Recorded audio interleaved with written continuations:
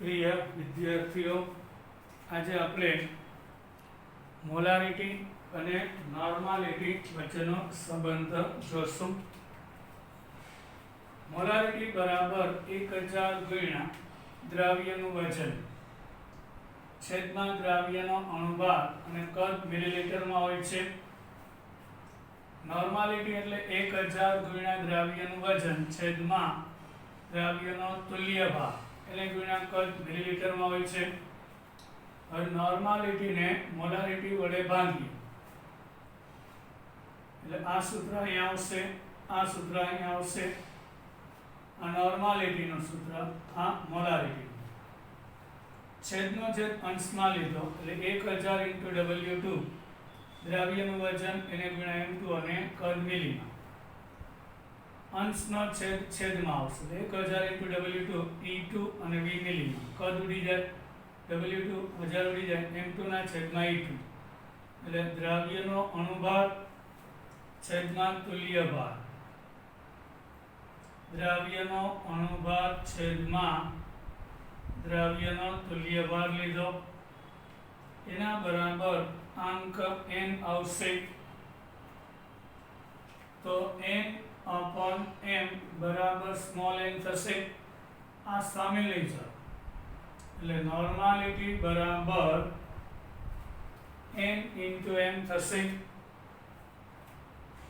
મતલબ કે જ્યાં n છે ગુણાંક સંખ્યા, મતલબ એસિડ આપેલું હોય તો એની બેઝિકતા, બેઝ હોય તો એસિડિકતા, ક્ષાર હોય તો સંયોજકતા. એટલે આ સૂત્રનો ઉપયોગ કરીને નોર્માલિટી પરથી મોલારિટી કે મોલારિટી પરથી નોર્માલિટી શોધી શકાય છે. હવે આપણે આગળ જઈએ. આ સૂત્રનો ઉપયોગ બતાવું. ડાયરેક્ટ બે નોર્મલ સલ્ફ્યુરિક એસિડના દ્રાવણની મોલારિટી કેટલી? તો આ શોર્ટકટ છે. નોર્માલિટી 2 છે અને જોવાનું આ એસિડ છે એટલે H2SO4 ની બેઝિકતા 2 છે એટલે 2 એટલે મોલારિટી 1 થશે. આવા દાખલા પૂછાય છે, બરાબર. ડાયરેક્ટ આ શોર્ટકટ છે. બીજો ક્વેશ્ચન 0.5 મોલારિટી સલ્ફ્યુરિક એસિડની નોર્માલિટી કેટલી? તો n × m છે, મોલારિટી 0.5 છે, આની બેઝિકતા 2 છે એટલે 2 × 5 / 10, 10 / 10 એટલે એક નોર્મલ દ્રાવણ થશે એટલે નોર્માલિટી 1 થશે. આ રીતે આ સૂત્રનો ઉપયોગ કરી ડાયરેક્ટ નોર્માલિટી ઉપરથી મોલારિટી કે મોલારિટી ઉપરથી નોર્માલિટી ગોતી શકાય. પછીનું સૂત્ર શીખવાડ્યું હતું N1V1 બરાબર N2V2 એટલે શરૂઆતની નોર્માલિટી ને શરૂઆતનું કદ આપેલું હોય તો અંતિમ નોર્માલિટી કે અંતિમ કદ માપી શકાય છે. આ સૂત્ર ઓની જેવું જ છે. M1V1 બરાબર M2V2. પછી મિશ્રણમાં નોર્માલિટી તો N1V1 આ મંદન માટે, આ મિશ્રણ માટે. તો આપણે આ સૂત્રનો ઉપયોગ કરીએ. N1V1 બરાબર N2V2. 0.1 નોર્મલ HCl નું કદ 100 મિલી છે તો 500 મિલી દ્રાવણમાં નોર્માલિટી કેટલી? એટલે શરૂઆતમાં N1 આ V1 રફ કામ, આ V2 તો N2 ગોતવાનું રહેશે. તો N1V1 આ મંદનનો દાખલો થયો એટલે 0.1 નોર્માલિટી ત્યારે 100 મિલી. હવે 500 મિલી કદ હોય ત્યારે કેટલું?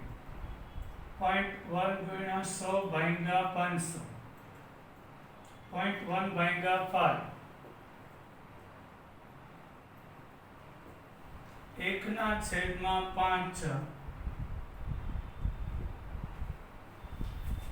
1/5 એટલે ભાગ ના હાલે, 0.2 થશે અને એના છેદમાં 10 એટલે 0.02 નોર્મલ દ્રાવણ થઈ જશે, 0.02. હવે મિશ્રણ માટે જે મોલારિટીમાં સૂત્ર વાપરતા હતા તે જ, એટલે કે 0.1 નોર્મલ HCl નું 100 મિલી કદ, 0.5 નોર્મલ HCl ના 400 મિલી સાથે મિશ્ર કરતા મિશ્રણની નોર્માલિટી કેટલી? તેમાં આ સૂત્ર આવશે N1V1. પણ આ સૂત્ર ક્યારે આવે તમને કીધેલું છે, પદાર્થ સરખા હોવા જોઈએ, નહીંતર લાગુ ના પડે. તો આ 0.1 છે ત્યારે કદ 100 મિલી, આ 0.5 છે ત્યારે કદ 400 મિલી, છેદમાં 100 વત્તા 400 એટલે 500 થાય. 0.1 ગુણ્યા 100 એટલે 10, 0.5 ગુણ્યા 400 એટલે 5 ગુણ્યા 400 ભાગ્યા 10 એટલે 5 4 20 એટલે 200 થશે, એના છેદમાં 500. હવે 210 ભાગ્યા 500 એટલે કે 21 ભાગ્યા 50 કરવા છે. પણ સરળતા માટે અહીં 5 ગુણ્યા 10 કરી શકાય ને, 50. 21 ને 5 વડે ભાંગવાનું, 5 4 20, એક વધ્યું, ભાગ ના ચાલે, 5 2 10 એટલે 4.2 આવશે આનો ભાગાકાર. એને ભાગ્યા હજી 10 બાકી છે એટલે 0.42 નોર્મલ આવો જવાબ થશે. 0.42 નોર્મલ. આ રીતે નોર્માલિટીનો દાખલો હોય છે. હવે આપણે નોર્માલિટીના અન્ય થોડાક સૂત્રની ચર્ચા કરીએ. બીજા બધા નોર્માલિટીના સૂત્ર જોઈએ. હવે આપણે થોડાક સંબંધ લઈએ પાછા. percentage weight by volume અને નોર્માલિટી વચ્ચેનો સંબંધ. તો વજન કદથી ટકાવારી, percentage weight by volume એટલે નોર્માલિટી ગુણ્યા દ્રાવ્યનો તુલ્ય ભાગ છેદમાં 10, અને નોર્માલિટી બરાબર percentage weight by volume એને ગુણ્યા 10 છેદમાં દ્રાવ્યનો તુલ્ય ભાગ થશે. બીજું એક સૂત્ર છે નોર્માલિટી બરાબર આ percentage weight by volume અને નોર્માલિટી વચ્ચેનો સંબંધ. આ નોર્માલિટી અને percentage weight by weight વચ્ચેનો સંબંધ. તો weight by weight હોય ત્યારે ઘનતા આપવી પડે. 10 ગુણ્યા ઘનતા ગુણ્યા weight by weight છેદમાં દ્રવ્યનો તુલ્ય ભાગ, અથવા તો weight by weight બરાબર નોર્માલિટી ગુણ્યા દ્રવ્યનો તુલ્ય ભાગ છેદમાં 10 ગુણ્યા ઘનતા થશે. હવે આનો એક દાખલો લઈએ. 10% weight by volume H2SO4 ના દ્રાવણની નોર્માલિટી કેટલી? લાંબી મેથડ થાય, ડાયરેક્ટ શોર્ટકટ છે. આના weight પર વોલ્યુમ પરથી 10 ગ્રામ H2SO4 100 મિલી દ્રાવણ મળે ખરી? બતાવો. 10% એટલે 10 ગ્રામ સલ્ફ્યુરિક એસિડ એટલે દ્રાવ્ય અને 100 મિલી દ્રાવણ. આમ થાય. ટકાવારી 100 હોય તો નોર્માલિટી બરાબર 1000. એને ગુણ્યા દ્રાવ્યનું વજન. ભાઈ સલ્ફ્યુરિક એસિડનો અણુભાર 98 છે, તો તુલ્ય ભાર અણુભારના છેદમાં બેઝિકતા એટલે 49 થશે. અને કદ 100/49 કરીએ 100/49 એટલે અંદાજે 2 ની આસપાસ આવશે. 2 કરતા થોડું વધારે મળશે. 100/49 2.04 આવશે.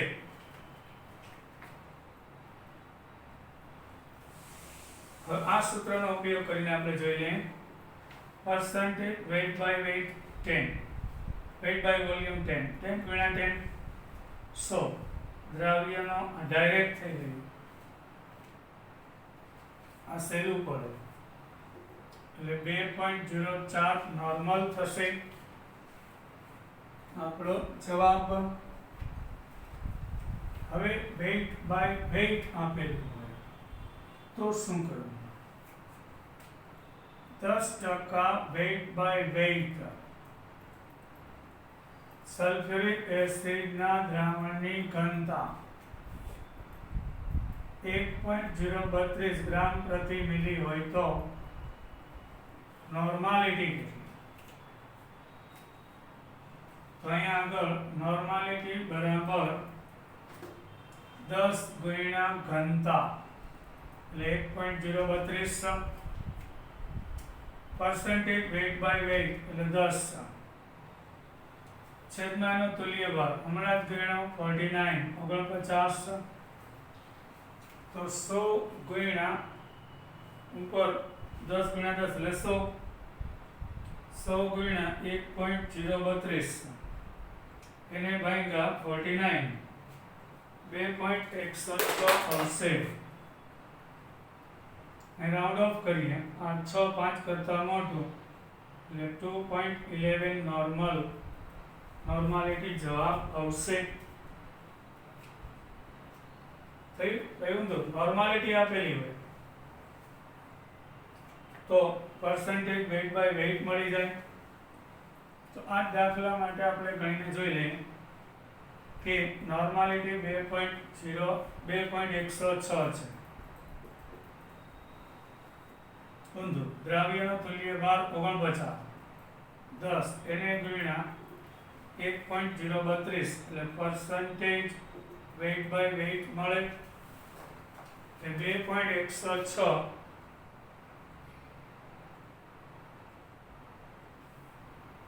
ગુણ્યા 49 ભાગ્યા 10 ભાગ્યા 1.032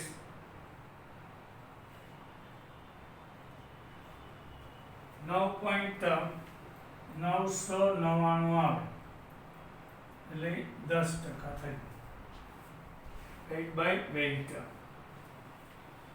આ ટાઈપના દાખલા હોય છે. હવે આપણે થોડુંક નવું જોઈએ. એક એસિડ અને એક બેઝ આપેલો હોય તો શું કરવું? તો પરિણામી દ્રાવણની સાંદ્રતા કેટલી? એમાં મોલારિટી નહીં ચાલે, નોર્માલિટી જ લેવી પડે. બરાબર 0.1 નોર્મલ હાઇડ્રોક્લોરિક એસિડનો 100 મિલીગ્રામ. બે અલગ અલગ પદાર્થ હોય એસિડ અને બેઝ. 0.1 નોર્મલ HCl નો 100 મિલીગ્રામ 0.05 મોલારિટી NaOH ના ચલો 100 મિલી સાથે મિશ્ર કરતા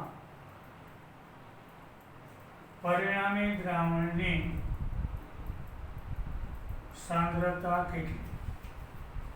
હવે આ દાખલામાં તમને એક વસ્તુ કહી દઉં, આને તમારે ફરજિયાત નોર્માલિટીમાં ફેરવવું જ પડે. એટલે નોંધ, જ્યારે એક એસિડ અને એક બેઝ આપેલ હોય ત્યારે સાંદ્રતાને નોર્માલિટીમાં ફેરવવી પડે. એનું કારણ એ છે એસિડમાંથી H+ આવશે, બેઝમાંથી OH- આવશે, તો જ સાચો જવાબ મળે. એટલે પહેલા તો HCl ની બેઝિકતા 1 છે, એટલે એની નોર્માલિટી એટલી ને એટલી જ રહેશે. 1 × 0.1 નોર્મલ તોય પહેરવાનું. હવે NaOH માટે નોર્માલિટી બરાબર મોલારિટી ગુણ્યા NaOH ની એસિડિકતા 1 છે, પણ સલ્ફ્યુરિક એસિડ તો બદલી જાત કે નહીં, એટલે હવે પહેલા આના માટે એસિડ માટે N1V1 ગોતવાનું, એટલે 0.1 ગુણ્યા 100 એટલે 10 આવશે. હવે બેઝ માટે N2V2 ગોતવાનું, એટલે N2V2 એટલે 0.05 એને ગુણ્યા 100 મિલી એટલે 5 આવશે. આ બેમાં મોટું કયું છે? એટલે પરિણામી દ્રાવણ, કારણ કે એસિડ અને બેઝ વચ્ચે પ્રક્રિયા થાય તો ક્ષાર અને પાણી આપી દેશે, બરાબર. એટલે એસિડ કયો છે? HCl છે. બેઝ કયો છે? NaOH. પણ અહીંયા બે એટલે NaCl બનશે, સોડિયમ વિથ ક્લોરીન, અને પાણી છૂટું પડે તો બેયનું પ્રમાણ 1:1 નથી, બરાબર. એટલે એસિડ વધારે છે અને બેઝ ઓછો છે, ત્યારે મોટામાંથી નાનું બાદ થશે, તો પરિણામી દ્રાવણ અહીંયા પરિણામી દ્રાવણ એટલે કે HCl બાકી રહેશે. NaOH બધો વપરાઈ જશે, ત્યારે અહીંયા સૂત્ર આવું આવશે N1V1 N2V2, અને મિશ્ર કરશું એટલે બાદબાકી થાય. એક એસિડ અને એક બેઝ હોય, જો બેઝ વધારે હોય તો અહીંયા N2V2 લેત, અહીંયા N1V1 લેત, મોટામાંથી નાનું બાદ થાય એટલે બેઝ બધો વપરાઈ જશે. એટલે ઉપરનો ગુણાકાર N1V1 10 છે, આનો 5 છે. હવે કુલ કદ 100 + 100 એટલે 200 છે, એટલે 5/200. હવે આપણે કહો 5/200 કેમ કરાય? અરે 5/200 એટલે 2 × 100, આ 2.5/100 એટલે 0.0025 નોર્મલ HCl બાકી રહેશે. યા તો જવાબ 0.000 નહીં, બે આંકડા બચે એટલે 0.025 નોર્મલ, 0.025 નોર્મલ બાકી રહેશે. કયું? HCl. આ મોટું છે ને એટલે. હવે એની મોલારિટી માંગી હોય તો ખબર જ છે આના ઉપરથી, આ 0.025 આવી તો HCl ની બેઝિકતા તો મોલારિટી એટલી જ થશે, 1 છે એટલે. તો જ્યારે N1 હોય ત્યારે નોર્માલિટી અને મોલારિટી સમાન થાય. તો આ જે મિશ્રણ છે એમાં અંતિમ દ્રાવણની HCl ની મોલારિટી 0.025 રહેશે. હજી એક આવો દાખલો આપણે ગણી નાખીએ એટલે સાવ મગજમાં બેસી જાય.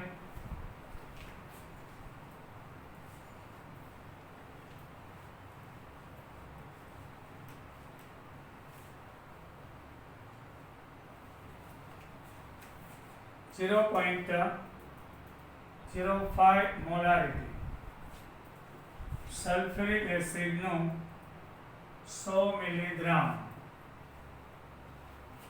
0.1 નોર્મલ ચલો મોલારિટી NaOH ના 100 મિલી સાથે મિશ્ર કરતા પરિણામ એટલે પ્રક્રિયા થયા પછી પરિણામ એટલે બે વચ્ચે પ્રક્રિયા થયા પછી દ્રાવણની સાંદ્રતા નોર્માલિટી અને મોલારિટીમાં કેટલી તો હમણાં મેં તમને કીધું સલ્ફ્યુરિક એસિડ છે એટલે એની બેઝિકતા 2 તો નોર્માલિટીમાં ફેરવવું પડે આની બેઝિકતા 2 મોલારિટી 0.05 એટલે 0.1 થશે 0.1 નોર્મલ હવે આના માટે NaOH છે એની એસિડિકતા 1 છે એટલે N1 મોલારિટી 0.1 એટલે 0.1 જ રહેશે તો આ બેઝ અહીંયા હવે આનું N1V1 લેવાનું એસિડ માટે પછી બેઝ માટે N2V2 લેવાનું આ N1.1 છે ને કદ 100 મિલી એટલે 10 આ 0.1 અને 100 છે એટલે 10 બે સરખું છે તો N1V1 minus N2V2 plus V1 plus V2 તો બે સરખું હોય ત્યારે દ્રાવણ તટસ્થ થઈ જાય 0/200 એટલે પરિણામી દ્રાવણની સાંદ્રતા 0 નોર્મલ થશે જોયું આ દ્રાવણ તટસ્થ થઈ જાય એટલે જેટલો નોર્મલ સલ્ફ્યુરિક એસિડ અને નોર્માલિટી 0 હોય કોની એસિડની કે બેઝની એટલે મોલારિટી 0 થઈ જાય કેમ આ નોર્માલિટી 0 છે તો 0/છેદમાં ગમે આંક આવે 0 થાય ને એટલે મોલારિટી હોય E0 હોય તો નોર્માલિટી 0 થઈ જાય આ 0 હોય તો મોલારિટી 0 મોલારિટી 0 તો નોર્માલિટી 0 બરાબર એટલે ઘણીવાર બેઝ છે એ મોટો હોય તો પરિણામી દ્રાવણ કેવું બેઝિક થશે તો એના માટે પણ તેની ગણતરીઓ કરી શકાય છે અને તે સૂત્ર પરથી મેળવી શકાય છે તો ઘણીવાર બે એસિડ અને એક બેઝ આપેલો હોય બે એસિડ અને એક બેઝ તો આવા દ્રાવણ માટે શું કરવું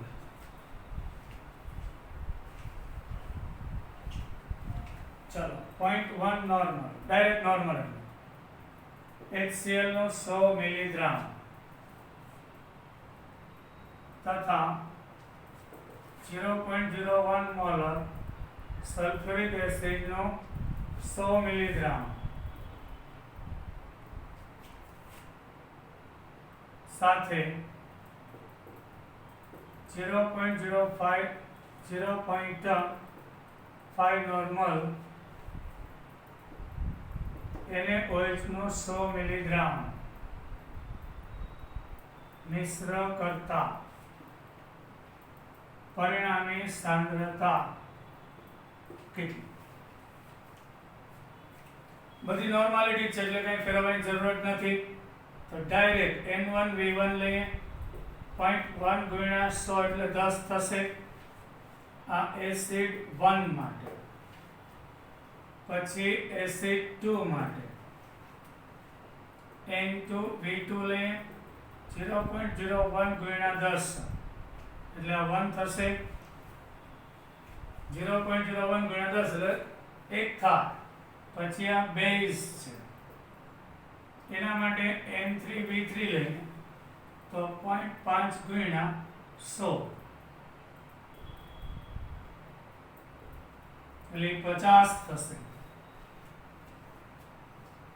તો આ બેયનો સરવાળો કરો તો 11 થાય છે.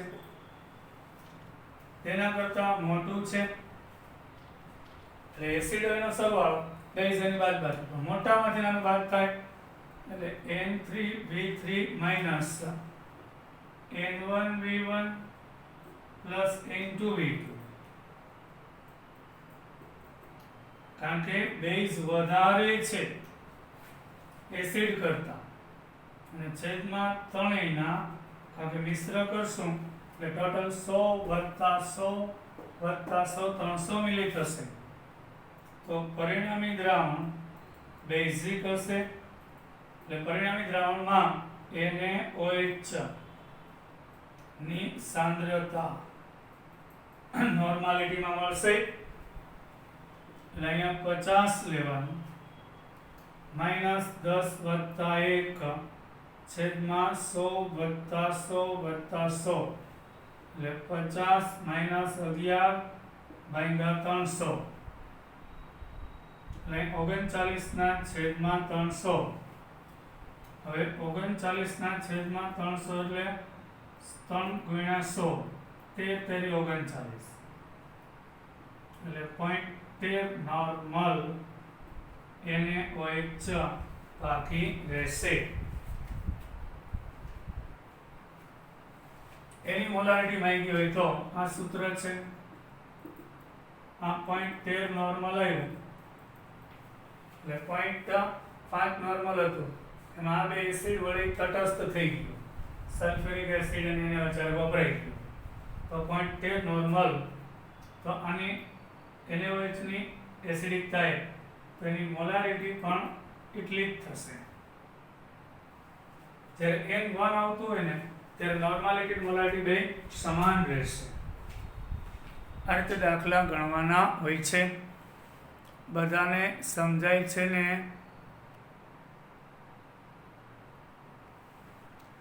બરાબર. હવે આપણે બે બેઝ અને એક એસિડ આપેલું હોય તો શું કરવું? 0.01 નોર્મલ NaOH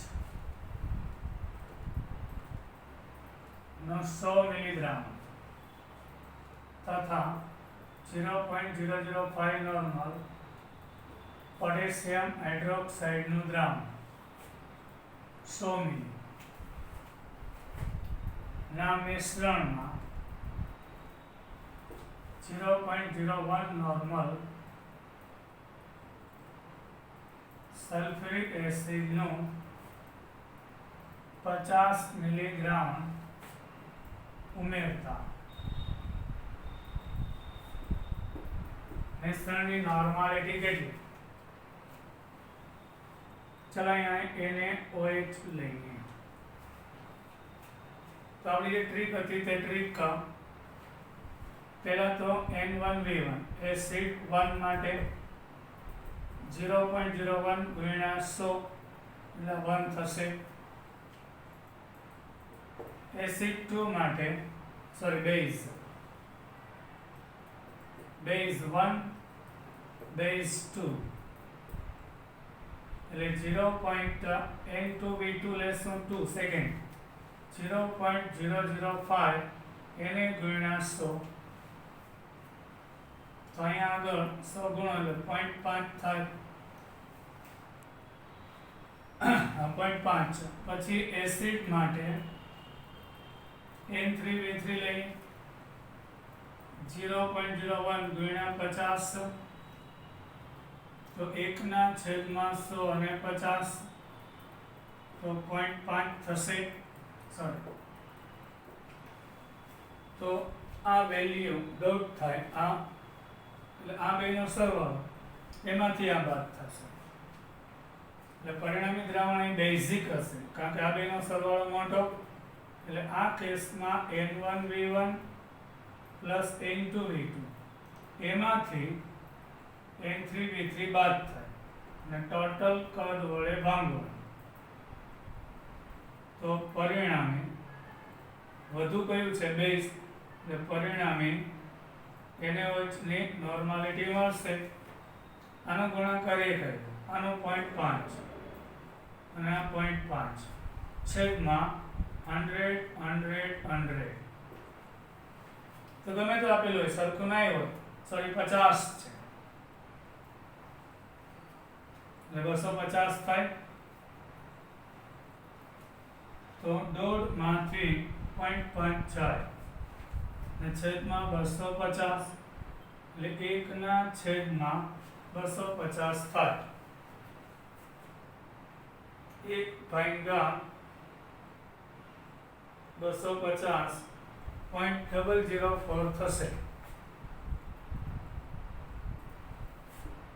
એને OH આટલી સાંદ્રતા બાકી રહેશે. તટસ્થીકરણ થયા પછી ધ્યાન રાખવું પડે પેલા એસિડ કયો છે, બેઝ કયો છે, બધી બાબતને ધ્યાનમાં લઈ અને ગણતરી કરવાની હોય છે. આજે અહીં સુધી રાખીએ છીએ.